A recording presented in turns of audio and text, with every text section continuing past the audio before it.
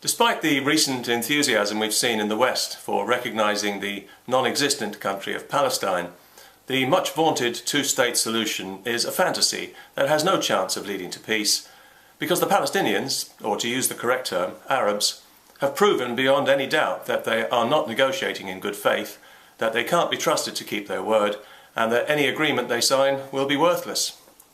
They initiate all the violence in the region and they break every ceasefire because they don't want negotiations or a two-state solution, and they're not even keeping it a secret. They keep telling us they want a one-state solution with no Israel and no Jews, and they've pledged never to stop fighting until that day comes, both Hamas and the supposedly moderate Fatah, and we have no excuse for not listening. But we'll find one, as usual, won't we? Any agreement they do sign will be simply a stepping stone to a better vantage point from which to attack and destroy Israel. Every Arab knows this is true.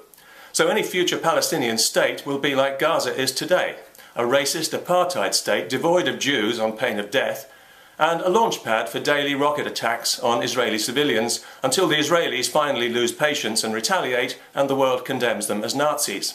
The pattern's been set. Palestinian terrorism is always rewarded, and that's why it never stops. And we in the West are helping to bankroll it. We can't throw enough money their way. So much money that the leaders of Hamas, supposedly former refugees, are personal billionaires, while the people they claim to represent live in misery. Killing Jews for Allah is very lucrative because it's popular with the rest of the world. If it wasn't popular, it wouldn't be lucrative. And this despite the fact that Israel has never initiated violence against any of its neighbours. It has only ever responded to it. The Israeli army takes more care than any other to minimise civilian casualties, and everybody knows this, but it's never a feature of any news report because it sends the wrong message. It tells the truth. But despite the media's criminal dishonesty and bias, many people are now beginning to see for themselves, even if they can't quite bring themselves to admit it yet, that Arab-Muslim-Jew hatred is the root cause of this problem.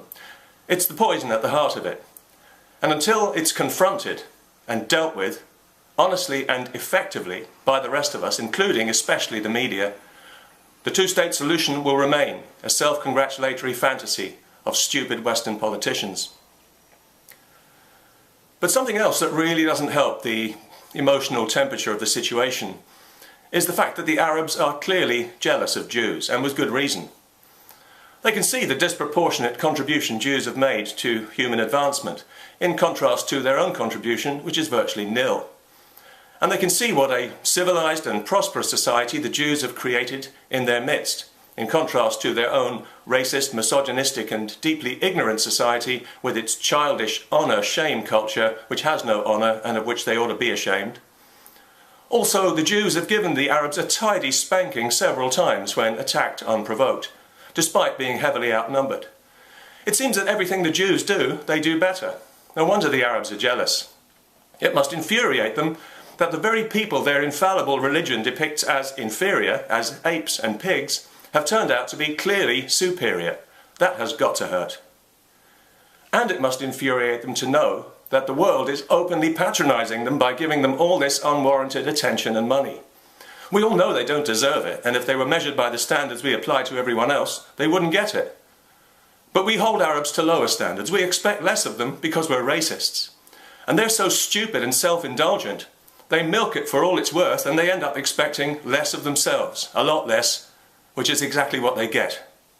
And it's what we all get when they show yet again that they can't be trusted, by breaking yet another ceasefire, by attacking innocent women and children in the most cowardly way, and are not held to account for it, but on the contrary, are rewarded, yet again. That's why this conflict is self-perpetuating. That's why the two-state solution is a fantasy. And for once, we in the terminally guilt-ridden West really can blame ourselves.